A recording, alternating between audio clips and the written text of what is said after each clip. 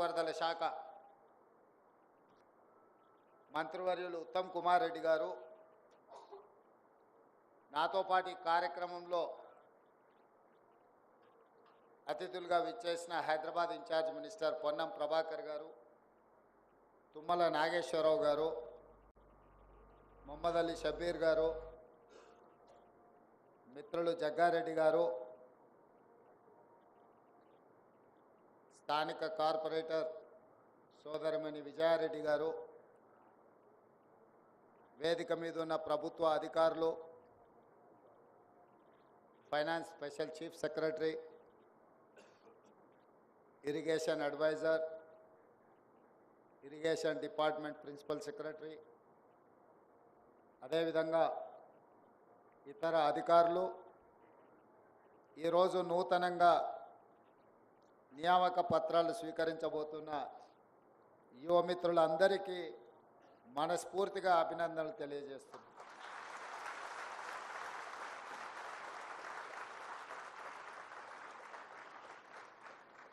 మీరందరూ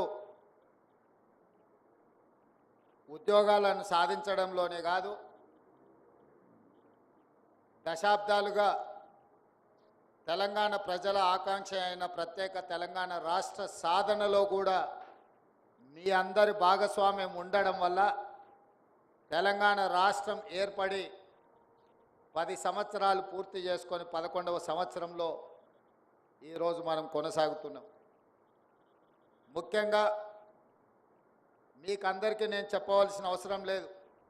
IIT, NIT నుంచి వచ్చిన ఇంజనీరింగ్ గ్రాడ్యుయేట్స్ తెలంగాణ యొక్క భౌగోళిక స్వరూపం, తెలంగాణ ప్రాంత ప్రజలు, ముఖ్యంగా గ్రామీణ ప్రాంతాలలో ఉన్న తెలంగాణ ప్రజలు ఏమి కోరుకున్నారు, ఏ అంశాల విషయంలో తెలంగాణ ప్రజలు నిర్లక్ష్యానికి లోనైనరో ఆ అంశాల ప్రాతిపదికన తెలంగాణ ఉద్యమం నిర్మాణం జరిగింది. ముఖ్యంగా తెలంగాణ రాష్ట్ర సాధనలో కీలకమైన అంశము నీళ్లు. ఆ నీళ్ళకే ఈరోజు మీరు ప్రతినిధులు.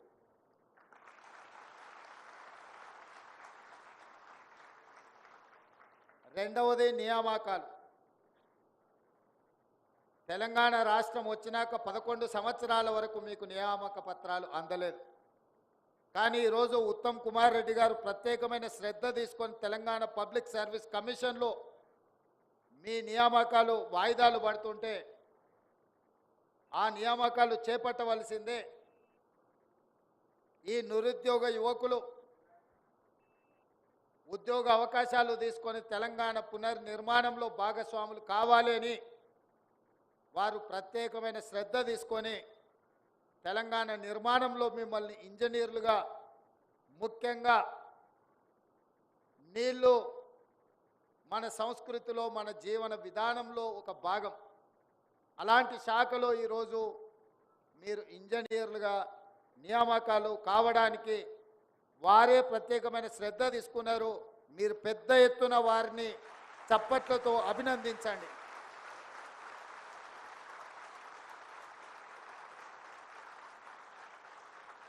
ముఖ్యమంత్రిగా మా మంత్రులు తీసుకొచ్చిన ప్రతిపాదనలని ఆమోదించి వాటిని ముందుకు తీసుకెళ్లడమే నా బాధ్యత.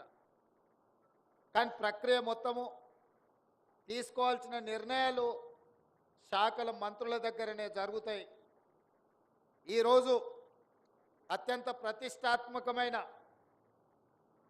తెలంగాణ ప్రజల భావోద్వేగం వ్యవసాయము, నీళ్లు. ఈరోజు నేను మీ అందరితో ఒక్క మాట చెప్పదలుచుకున్నా. ఇది మీకు ఉద్యోగం కాదు, ఇది మీకు భావోద్వేగం. ఈ ఉద్యోగం కావాలంటే మీకు ఎక్కడైనా దొరుకుతుంది. మీరు చదువుకున్న బ్యాక్గ్రౌండ్కి, మీరు చేసిన ఇంజనీరింగ్ పట్టాతో ఇంకో శాఖలో కూడా మీకు ఉద్యోగం రావచ్చు. ఇది ఉద్యోగం కాదు, ఇది మీకు ఒక భావోద్వేగం. ఎందుకంటే తెలంగాణ ప్రజల 4 కోట్ల ప్రజల యొక్క భావోద్వేగం నీళ్లతో ముడిపడి ఉన్నది. ఆ నీళ్లను ఒడిసిపట్టి తెలంగాణ ప్రజలకు అందించవలసిన బాధ్యత గురుతరమైన బాధ్యత మీ మీద ఉన్నది. అందుకే ఈ భావోద్వేగాన్ని మీరు మనసు పెట్టి నిర్వర్తించాల్సిన అవసరం ఉన్నది. ఈరోజు అసిస్టెంట్ ఎగ్జిక్యూటివ్ ఇంజనీర్స్గా 687 మంది, అందులో సివిల్ 351, మెకానికల్ 93, ఎలక్ట్రికల్ 149 మంది, అదేవిధంగా ఇతర డిపార్ట్మెంట్లో 94, అదేవిధంగా లష్కర్లని ఇతర నియామక పత్రాలు కూడా ఈరోజు మీకు అందించడం జరిగింది. మిత్రులారా, మీతో నేను కొన్ని అంశాలను విస్పష్టంగా చెప్పదలుచుకున్నా. ఏ వృత్తిలో అయినా క్షేత్రస్థాయిలో అనుభవం ఉన్న వాళ్ళే రాణిస్తారు. అప్పుడప్పుడు సినిమాలలో రాజకీయ నాయకులు మాట్లాడుతుంటారు, నేను పైనుంచి రాలేదు, కింది నుంచి చూస్తూ వచ్చినా. స్థానిక సంస్థలలో పనిచేసిన వాళ్ళు, సర్పంచ్ స్థాయిలో నుంచి రాజకీయాలకు వచ్చిన వాళ్ళు, ఉదాహరణకు పివి నరసింహారావు గారు, నీలం సంజీవరెడ్డి గారు, కోట్ల విజయభాస్కర్ రెడ్డి గారు, ఇలాంటి వాళ్ళందరూ వాళ్ళ జీవితంలో సర్పంచులుగా రాజకీయ ప్రస్థానం మొదలుపెట్టి ముఖ్యమంత్రులుగా, ప్రధానమంత్రులుగా, రాష్ట్రపతులుగా రాణించిన వాళ్ళకి ఎవరైనా వచ్చి ఏదైనా విషయంలో ఏదైనా చెప్పడానికి ప్రయత్నం చేస్తే అందులో వాస్తవాన్ని వాళ్ళు గ్రహించగలుగుతారు. ఎందుకంటే సర్పంచుగా లేదా జిల్లా పరిషత్లో లేదా శాసనసభలో, శాసన మండలిలో, లేకపోతే పార్లమెంట్లో వివిధ అంశాలను ఏ విధంగా చర్చిస్తారో, ఆ అంశాలను, ఆ సమస్యల్ని ఏ విధంగా పరిశీలిస్తారో ఒక అవగాహన ఉండడం వల్ల వాళ్ళు ముఖ్యమంత్రులుగా, ప్రధానమంత్రులుగా, రాష్ట్రపతులుగా రాణించారు. ఈరోజు అధికారుల్లో కూడా క్షేత్రస్థాయిలో పనిచేసిన ఏఈలుగా కావచ్చు, జైలుగా కావచ్చు పనిచేసిన వాళ్ళు క్షేత్రస్థాయిలో ఇచ్చే రిపోర్ట్ మీదనే డిఈలు పనిచేస్తారు. ఒక 10 అంశాలలో మీరు నివేదికిస్తే డిఈ గారు ఒక 4టిని ఎగ్జామిన్ చేసి అతను నిర్ణయం తీసుకుంటాడు. డిఈ గారు 4 అంశాలను ఈఈ గారికి ప్రతిపాదిస్తే 4ంట్లలో 2, 3 ఎగ్జామిన్ చేసి తను నిర్ణయం తీసుకుంటాడు. ఆ పైన సూపరింటెండెంట్ ఇంజనీర్, ఆ పైన సిఈ, ఆ పైన ఈఎన్సి క్షేత్రస్థాయిలో పరిశీలనకు వెళ్ళేది. మీరు పైకి వచ్చినా కొద్దిగా మీకు అవకాశాలు తక్కువ ఉంటాయి. కింద assistant executive engineer or junior engineer ఎవరైతే ప్రతిపాదనలు పంపించిందో ఆ పేపర్ల మీద వచ్చిన ప్రతిపాదనలే ఎగ్జామిన్ చేస్తారు. అందులో ఏదో ఒక అంశం మీదనే ఫీల్డ్ విజిట్కి పోతారు. ఏఈలు, జైలు తెలివి కల్లోలు అయితే క్వాలిటీ ఉన్న వర్క్ ఒక్క దగ్గరికి తీసుకెళ్ళి చూపించి అన్ని ఇట్లనే ఉన్నాయని చెప్తే నిజమే అనుకొని సంతకాలు పెడుతుంటారు. ఆ తర్వాత తప్పని తేలినప్పుడు తప్పించుకోవడానికి ఉండదు. అయితే గతంలో కాంట్రాక్టర్లు కానీ, ఇంజనీర్లు కానీ ఉదయం 5 గంటలకు లేచి బూట్లు తొడుక్కొని ఫీల్డ్ మీద క్షేత్రస్థాయిలో పనుల పరిశీలనకు వెళ్ళేది. గ్రౌండ్ రిపోర్టును వాళ్ళు సొంతంగా చూసేటోళ్ళు, గ్రౌండ్ రిపోర్టును చూసి వాళ్ళు రిమార్క్స్ రాసేటోళ్ళు, ఆ రిమార్క్స్ మీద పైన అధికారులు నిర్ణయం తీసుకున్నా తిరిగి ఆ అధికారులు ఒకవేళ ఇన్స్పెక్షన్స్కి వచ్చినా పెద్ద వ్యత్యాసం ఉండేది కాదు. కానీ ఈ మధ్య కొంతకాలం నుంచి నేను పర్సనల్గా, ఎందుకంటే నేను కూడా పాలిటిక్స్లో కొంచెం కింది నుంచే వచ్చిన, జిల్లా పరిషత్ మెంబర్గా పనిచేసిన, నేను ఎమ్మెల్సీగా పనిచేసిన, ఎమ్మెల్యేగా పనిచేసిన, ఎంపీగా పనిచేసిన, ఈరోజు ముఖ్యమంత్రిగా మీ అందరి మద్దతుతోని బాధ్యతలు నిర్వర్తిస్తున్నాను.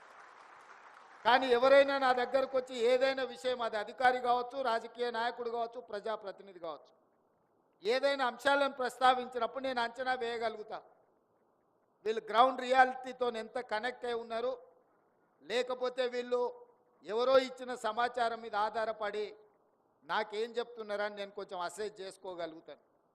అంటే క్షేత్రస్థాయిలో తిరగడం వల్ల, క్షేత్రస్థాయిలో మనకు అనుభవం ఉండడం వల్ల మనం తీసుకునే నిర్ణయాలలో తప్పిదాలకు తక్కువ అవకాశం ఉంటుంది. ఈరోజు మీరు ఈ మధ్యకాలంలో ఇంజనీర్లు ఎవరు, నేను కంటిన్యూస్గా మానిటరింగ్ చేస్తున్న లాస్ట్ 9 months నుంచి ఫీల్డ్ ఇన్స్పెక్షన్స్కి పోయే వాళ్ళే తగ్గిపోయినరు. అది మీరే కాదు, జిల్లా కలెక్టర్లు, జిల్లా ఎస్పీలు, జిల్లా స్థాయి అధికారులు కూడా క్షేత్రస్థాయి పర్యటనకు వెళ్ళడం లేదు. నేను ముఖ్యమంత్రి అయిన తర్వాత కలెక్టర్లు అండ్ ఎస్పీల చీఫ్ సెక్రటరీ గారితో కాన్ఫరెన్స్ తీసుకొని వాళ్ళతోని ఒక సమావేశాన్ని ఏర్పాటు చేసి వాళ్ళ సర్వీస్ బుక్లో ఎన్నిసార్లు నెలలో వీళ్ళు క్షేత్రస్థాయిలో పర్యటనలు చేసిండ్రో వాళ్ళ రికార్డులో రాయండి, రేపు వాళ్ళకి ప్రమోషన్లు ఇచ్చేటప్పుడు ఇదే కులబద్ద అవుద్ది అని చెప్పి నేను ఐఏఎస్ ఐపీఎస్లకే ఆదేశాలు ఇచ్చిన. క్షేత్రస్థాయిలో పరిశీలన లేనప్పుడు, పర్యటనలు లేనప్పుడు మన నిర్ణయాలు తప్పిదాలకు గురి కావడానికి అవకాశం ఉంటుంది. ఏ డిపార్ట్మెంట్లో అయినా ఇనీషియల్గా మనం చేరిన హోదాతోని మనం క్షేత్రస్థాయిలో పని చెయ్యాలి. ఈరోజు హైదరాబాద్లో కానీ తెలంగాణ రాష్ట్రంలో ప్రధానంగా గోదావరి ఒకవైపు, కృష్ణా నది ఇంకొక వైపు. గోదావరి కృష్ణాల మీద నాడు పండిట్ జవహర్లాల్ నెహ్రూ గారు ఎడ్యుకేషన్ అండ్ అగ్రికల్చర్ రెవల్యూషన్ తీసుకురావడంలో భాగంగా మన తెలంగాణ రాష్ట్రంలో ఉన్న నాగార్జున సాగర్, శ్రీశైలం, శ్రీరామ్ సాగర్ ఈ ప్రధానమైన ప్రాజెక్టులు ఈరోజు మనకు లైఫ్ లైన్గా మారిన ప్రాజెక్టులను పండిట్ జవహర్లాల్ నెహ్రూ గారు మొదలుపెట్టిండ్రు. ఆ ప్రాజెక్టులు ఈ రోజు వరకు ఎన్నో ఆటుపోట్లను, ఎన్నో వరదలను, ఎన్నో ప్రకృతి వైపరీత్యాలను తట్టుకొని ఈరోజు నిలబడి కృష్ణా బేసిన్ మీద వచ్చిన వరదలకు నాగార్జున సాగర్, శ్రీశైలం ఎప్పుడో కొట్టుకుపోయి ఉండాలి. నాణ్యతలో ఒకవేళ లోపం ఉంటే ఈరోజు అవన్నీ వచ్చిన ఒడిదుడుకులను అన్నిటిని తట్టుకొని నిలబడి ఈ ప్రాజెక్టులు ఈరోజు ఈ దేశానికి, జాతికి అంకితమై పనిచేస్తున్నాయి. మరి నేను ఈ వేదిక మీద ఉన్న అధికారులు కొంతమందికి బాధ కలగొచ్చు, కానీ మీకు ఐ ఓపెనర్ కావాలి. మన కళ్ళ ముందల్నే కట్టిన కాళేశ్వరం 1,00,000 కోట్ల రూపాయలు ఖర్చు అయినాయి. కట్టడం, కూలడం రెండూ జరిగిపోయినాయి. దీనికి ఎవరిని బాధ్యులు చేయాలో మీరు చెప్పండి. పెద్దలు సామెత చెప్పినట్టు పనిమంతుడు పందిరేస్తే కుక్కతోక తలిగి కూలిపోయిందంట. ఈరోజు కాళేశ్వరం అనే ఒక మ్యాన్మేడ్ వండర్ అని చెప్పుకున్న ప్రాజెక్టు ఇప్పటికీ లిటరల్లీ 1,00,000 crores కాంట్రాక్టర్స్కి పేమెంట్ జరిగింది. ఇంకొక 47,000 కోట్ల రూపాయలు నాకు తెలిసినంత వరకు రాహుల్ బొజ్జ గారు చెప్పాలి, 1,47,000 కోట్ల రూపాయలతో కాళేశ్వరం ఈరోజు అంచనాలు పెరిగినాయి. 1,47,000 కోట్లలో 1,00,000 కోట్ల రూపాయలు ఖర్చు అయితే నికరంగా ఆయకట్టు 1,00,000 ఎకరాలకు కూడా ఇవ్వలేదు. 52,000 ఎకరాలకు మాత్రమే కాళేశ్వరం కింద ఆయకట్టు ఇచ్చిండ్రు. ఇది అఫీషియల్ రికార్డ్. నేను జల్సౌదాలో అఫీషియల్గా చీఫ్ మినిస్టర్గా ఆన్ రికార్డ్ నేను మీకు చెప్తున్నా. ఈరోజు మీరు డిపార్ట్మెంట్లో చేరబోతున్న ఇంజనీర్లుగా ఎందుకు ఈ తప్పిదం జరిగింది? 1,00,000 కోట్ల రూపాయలు ఖర్చు అయిన కాళేశ్వరం కట్టడం, కూలడం పూర్తి కాకముందే జరిగితే ఈ లోపం ప్రజాప్రతినిధులలో ఉందా? పైన కూర్చొని తీసుకున్న ఈఎన్సీలు, సిఈలు, ఎస్సీలలో ఉందా? లేదా క్షేత్రస్థాయిలో పనిచేసిన అసిస్టెంట్ ఎగ్జిక్యూటివ్ ఇంజనీర్లు లేకపోతే జూనియర్ ఇంజనీర్లో ఉందా? ఇదొక మీకు మోడల్ స్టడీ చేయడానికి, రీసెర్చ్ చేయడానికి మీరు కాళేశ్వరాన్ని తీసుకోండి. మ్యాన్మేడ్ వండర్స్ అంటే మోక్షగుండం విశ్వేశ్వరయ్య కట్టిన ఉస్మాన్ సాగర్, హిమాయత్ సాగర్ని చూడండి.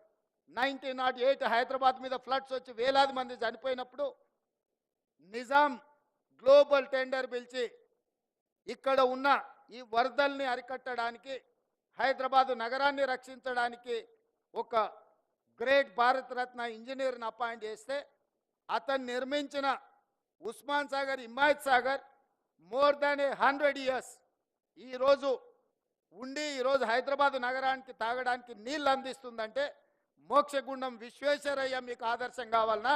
1,00,000 కోట్ల రూపాయల ఖర్చు పెట్టి కట్టడం, కూలడం జరిగిన కాళేశ్వరం ఇంజనీర్లు మీకు ఆదర్శంగా ఉండాలన్నా? యాజ్ ఏ ఇంజనీర్స్గా ఈరోజు మొదటి రోజు ప్రభుత్వ ఉద్యోగంలో చేరుతున్న మీరు ఆలోచన చేయండి. ఇది నిజంగా అంటే ఎవరిని ఏమనాలో తెలియని పరిస్థితి. ఏమని అనాలన్నా more than 50% department they have worked in Kaleshwaram. వాళ్ళందరి మీద చర్యలు తీసుకుంటే అసలు డిపార్ట్మెంటే ఉండదు, రద్దు చేయాల్సిన పరిస్థితి ఉంది. చర్యలు తీసుకోకపోతే అందులో ఉన్న వాళ్ళనే మీరు కొనసాగిస్తున్నారని మేము ఆరోపణలు ఎదుర్కోవాల్సిన పరిస్థితి. ఏ రకంగా విశ్లేషించాలనో ఎవ్రీడే కమిషన్ ముందుకెళ్ళి సేమ్ గతంలో పనిచేసే ఇంజనీర్లే కమిషన్ చైర్మన్ ముందుకు వెళ్తున్నారు. అద్భుతమని ఆయనకు చెప్పడానికి ప్రయత్నం చేస్తున్నారు. ఆయన అడిగేదానికి వీళ్ళ దగ్గర సమాధానం లేదు. ఎవరిని ఎవరు ప్రొటెక్ట్ చేయాలనో ఎవరికి తెలియకుండా పోయింది. అంటే ఈ కారణాలు క్షేత్రస్థాయిలో పనిచేసిన ఇంజనీర్లు గతంలో ఏదైనా ఇంజనీరింగ్ మిస్టేక్ లేకపోతే సిడిఓలో అప్రూవల్ లేకపోతే క్షేత్రస్థాయిలో ఉన్న ఇంజనీర్లు రెఫ్యూజ్ చేసేటోళ్ళు, రిమార్క్స్ రాసేటోళ్ళు, తిరిగి మళ్ళీ మాకు ప్రాపర్ డైరెక్షన్ కావాలి అని అడిగేటోళ్ళు. ఈ చెప్పినాను ఏఈ, ఈ చెప్పినాను డి, ఎస్ఈ చెప్పినాను ఈ, సిఈ చెప్పినాని ఎస్సీ, ఈఎన్సి చెప్పినాని సి, ఇరిగేషన్ సెక్రటరీ చెప్పినాను ఈఎన్సి, సంబంధిత శాఖ మంత్రి చెప్పినాని సెక్రటరీ, ముఖ్యమంత్రి చెప్పిండని సంబంధిత శాఖ మంత్రి. అల్టిమేట్గా పొలిటికల్ ఎగ్జిక్యూటివ్ తీసుకునే రాంగ్ డెసిషన్స్ ఏఈ వరకు చేరి క్షేత్రస్థాయిలో అమలు చేయాల్సింది ఏఈలే. కానీ మీరు అక్కడ కూర్చున్నప్పుడు మీకున్న ఎక్స్పీరియన్స్ను, మీకున్న ఎడ్యుకేషన్ను, మీకున్న క్వాలిటీని పేపర్ మీద పెట్టి వెనక్కి కొట్టినరు అనుకో, ఇట్లాంటి పరిస్థితులు ఉత్పన్నం కావు. ఈరోజు ఏ దేశంలో అయినా ఒక గొప్పతనాన్ని చూపించాలంటే ఆ దేశంలో కట్టిన స్ట్రక్చర్నే చూపిస్తాం. న్యూయార్క్లో మనం స్టాచ్యూ ఆఫ్ లిబర్టీని చూపించాలంటే ఎస్, ఆ స్టాచ్యూ ఆఫ్ లిబర్టీని ఒక ఇంజనీర్ కట్టింది, ఈఫిల్ టవర్ ఒక ఇంజనీర్ కట్టింది. ఇవాళ ఇండియాలో ఉన్న మ్యాన్మేడ్ వండర్స్ బాక్రానంగల్ నుంచి నాగార్జున సాగర్ వరకు, శ్రీశైలం నుంచి శ్రీరామ్ సాగర్ వరకు ఇంజనీర్స్ కట్టినటివే కదా. Engineers can create a new world. ఇంజనీర్స్కున్న శక్తి అట్లాంటిది. ఆ ఇంజనీర్లు ఈరోజు తెలంగాణ రాష్ట్రంలో మీరు భాగస్వాములు అవుతున్నారు, మీరు క్షేత్రస్థాయికి వెళ్తున్నారు. ఈ తెలంగాణకు నీళ్ళు అనేది ఒక భావోద్వేగం. మీకు వచ్చే ఉద్యోగము తెలంగాణ భావోద్వేగానికి ముడిపడి ఉన్నది. మీరందరూ ఈ తెలంగాణ రాష్ట్ర నిర్మాణంలో, ఉమ్మడి రాష్ట్రంలో అన్యాయం జరిగింది ప్రాజెక్టుల నిర్మాణంలో. అంటే 10 సంవత్సరాల ఉమ్మడి రాష్ట్రంలో మొదలుపెట్టిన ప్రాణహిత చేవెళ్ళ పూర్తి కాలేదు, పాలమూరు రంగారెడ్డి ఎత్తిపోతలు పూర్తి కాలేదు, ఎస్ఎల్బీసీ పూర్తి కాలేదు, కల్వకుర్తి పూర్తి కాలేదు, భీమా నెట్టంపాడు పూర్తి కాలేదు, దేవాదుల ఈరోజు ఎక్కడున్నదో మీకు తెలుసు, సీతమ్మ సాగరు, ఇందిరా సాగరు, ఏది తీసుకున్న ప్రాజెక్టులు పూర్తి కాకపోవడానికి 10 సంవత్సరాల కారణం ఏంది? ఎందుకు ఇవన్నీ పూర్తి కాకుండా తెలంగాణ రాష్ట్రం వచ్చినా దాదాపుగా నాకు తెలిసి 1,90,000 కోట్ల బిల్లులు పే చేసారు అనుకుంటే ఇరిగేషన్లో. Almost we have spent 2 lakh crores. 2 లక్షల కోట్లు సాగునీటి పారుదల మీద ఖర్చు పెట్టినా మనం ప్రాజెక్టులను పూర్తి చేసుకోలేకపోయినాం తెలంగాణ రాష్ట్రం వచ్చిన 10 సంవత్సరాలలో. దీనికి కారణం ఎవరు అని ఒకరి మీద ఒకరు ఆరోపణలు చేసుకునే కంటే భవిష్యత్తులో మనం అలాంటి తప్పు చేయకూడదు. ఎలాంటి తప్పు చేయకూడదో గత 10 సంవత్సరాలలో మన కళ్ళ ముందల ప్రత్యక్ష సాక్షిగా కాళేశ్వరం లాంటి ప్రాజెక్టులు మన కళ్ళ ముందు ఉన్నాయి. అందుకే యువ మిత్రులారా, ఈ తెలంగాణ రాష్ట్రం మనది. ఈ రాష్ట్రాన్ని నిర్మించుకునే బాధ్యత మనది. ఈ దేశానికి, ప్రపంచానికి మన రాష్ట్రం ఆదర్శంగా నిలబెట్టాల్సింది మనమే. మీరు, నేను, మనము కలిస్తేనే ఈ తెలంగాణ రాష్ట్రాన్ని నిర్మించుకుంటాం. ఈ తెలంగాణ రాష్ట్ర నిర్మాణంలో నీళ్ళది అత్యంత ప్రత్యేకమైన పాత్ర. సాగునీటి పారుదల శాఖ ఈరోజు ఆ గొప్ప యజ్ఞాన్ని మీరు ముందుకు తీసుకెళ్తున్నారు. తెలంగాణ రాష్ట్రంలో ఉన్న పెండింగ్ ప్రాజెక్టులను ఏ విధంగా పూర్తి చేయాలనో మీరు క్షేత్రస్థాయికి వెళ్ళండి. పెద్దలు ఉత్తమ్ కుమార్ రెడ్డి గారు చెప్పినట్టు సంపూర్ణంగా వారి సూచనను రాష్ట్ర ప్రభుత్వం పాటిస్తుంది. మీరందరూ క్షేత్రస్థాయిలో పని చేయాల్సిందే. ఎవరైనా ఏదైనా రికమెండేషన్స్, అప్లికేషన్స్ తీసుకొస్తే వాళ్ళని ఇంకా దూరంగా అడవిలో పోస్టింగ్ వేయండి అన్న. ఎవరైనా కాగితం పట్టుకొని వచ్చిండ్రంటే, ఎవరైతే కాగితం పట్టుకొని వచ్చి ఇక్కడ కాదు అక్కడ కొంచెం అర్బన్కి, టౌన్కు దగ్గరగా ఉంది అని పొలిటికల్ ఆబ్లిగేషన్స్ కానీ, రిలేటివ్స్ ఆబ్లిగేషన్స్ కానీ, పర్సనల్ ఆబ్లిగేషన్స్ తెలిస్తే నేను స్పష్టంగా ఇరిగేషన్ సెక్రటరీ గారికి నేను ఇన్స్ట్రక్షన్స్ ఇస్తున్నా. మాట్లాడకుండా వాళ్ళని తీసుకెళ్ళి ఎక్కడ ఏమీ లేకుండా రోజుకు ఒకేసారి తిండి దొరికే ప్రాంతం ఏదనుంటే అక్కడ పోస్టింగ్ చేయండి. ఎందుకంటే ఉదయం తిని ఇంట్లోకి వెళ్తే మళ్ళీ రాత్రికి వస్తే ఇంటి దగ్గరనే భోజనం దొరకాలి వాళ్ళకి. ఆకలి ఉంటే పని మీద ఫోకస్ ఉంటుంది, కడుపులో నిండగుంటే నిద్ర వస్తుంది. ఎందుకంటే ఎలక్షన్ క్యాంపెయినింగ్లో నేను అంటే కొంచెమే తింటా, ఎక్కువ తింటే నిద్ర వస్తే ఎక్కువ ప్రోగ్రామ్ చేయలేనని. మీకు అందరికి కూడా మిత్రులారా, ఇది ఒక మంచి గొప్ప అవకాశం. మిమ్మల్ని మీరు నిరూపించుకునే సందర్భం. మనం ఈ 5 సంవత్సరాలలో టార్గెటెడ్గా పనిచేద్దాం. మిగిలిపోయిన కాళేశ్వరం కావచ్చు, లేకపోతే ఎస్ఎల్బిసి కావచ్చు, పాలమూరు రంగారెడ్డి కావచ్చు, ఈ ప్రాజెక్టులను పూర్తి చేసుకుంటే తెలంగాణ ఈ దేశంలో ఏ రాష్ట్రం మనతో పోటీ పడనంతగా అంతర్జాతీయ జల వివాదాలు, రాష్ట్ర జల వివాదాలు, అంతర్రాష్ట్ర జల వివాదాలు మీకు అందరికీ తెలుసు. ఈ అంతర్రాష్ట్ర జల వివాదాలలో ఉన్న ప్రధానమైన సమస్యనే ప్రాజెక్టులు పూర్తి కాకపోవడం. పూర్తయిన ప్రాజెక్టులకు కేటాయించిన నీళ్లు శాశ్వతంగా ఉంటాయి కాబట్టి ఈ సమస్య కూడా, నీళ్ళ సమస్య, అంతర్రాష్ట్ర సమస్యలు కూడా మీ పనితనం మీద, మీ ఎఫిషియన్సీ మీద ఆధారపడి ఉన్నది. మీరందరూ కష్టపడాలి, తెలంగాణ రాష్ట్రాన్ని అభివృద్ధి పదం వైపు నడిపించాలి. మీకు ఏదైనా క్షేత్రస్థాయిలో సమస్యలు వస్తే నేను సిద్ధంగా ఉన్న వినడానికి. మీరు పనిచేసే క్రమంలో సమస్యలు వస్తే చెప్పండి, 100% నేను జవాబుదారీ ఆ సమస్యలను పరిష్కరించడానికి. పని చేయకుండా బదిలీ చేయాలనే దానికి మాత్రం నేను జవాబుదారీ కాదు. మీ ప్రాక్టికల్గా మీకు ఏ సమస్య వచ్చినా పరిష్కరించడానికి మీ అన్నగా ఈ రాష్ట్ర ముఖ్యమంత్రిగా నేనున్నా. ఎప్పుడైనా రావచ్చు, కలవచ్చు, మీ సమస్యలు చెప్పుకోవచ్చు. మీరు క్షేత్రస్థాయిలో పనిచేయండి, తెలంగాణ పునర్నిర్మాణంలో భాగస్వాములు కాండి అని తెలియజేస్తూ మరొక్కసారి మిమ్మల్ని అందరినీ, మీ కుటుంబ సభ్యులను అందరినీ, ఇవాళ యంగ్ ఇంజనీర్స్ కళ్ళల్లో ఆనందం చూస్తుంటే నాకు 100% విశ్వాసం కలిగింది. తెలంగాణ నిర్మాణంలో మీరు భాగస్వాములు అవుతారు. మీతో ఇంకొక మాట కూడా నేను చెప్పదలుచుకున్నా. ప్రభుత్వం వచ్చిన 90 రోజుల్లో 30,000 ఉద్యోగ నియామకాలు ఎల్బీ స్టేడియంలో ఎక్కడ మేము ప్రమాణ స్వీకారం చేసినామో అక్కడనే నియామకాలు చేపట్టినాం. మిమ్మల్ని కూడా అక్కడే అంటే ఉత్తమ్ కుమార్ రెడ్డి గారు అన్నారు, లేదు జలసౌధకు రాండి, మా సాగునీటి పారుదల కార్యాలయానికి వస్తే మా వాళ్ళందరినీ ఇన్స్పైర్ చేసినట్టు ఉంటుంది. మా హెడ్ ఆఫ్ ద డిపార్ట్మెంట్లో వాళ్లకు నియామక పత్రాలు ఇవ్వండి, వాళ్ళకు లైఫ్ టైం మెమరీ ఇది అని వారు చెప్పినరు. వారు చెప్పినప్పుడు నేను పెద్దగా ఆలోచన చేయలేదు, కానీ ఈరోజు నిజంగా మిమ్మల్ని అందరినీ చూసిన తర్వాత వారి సూచన నిజమని అనిపించింది. మరొక్కసారి మిమ్మల్ని అందరిని అభినందిస్తూ సెలవు తీసుకుంటున్న మిత్రులారా.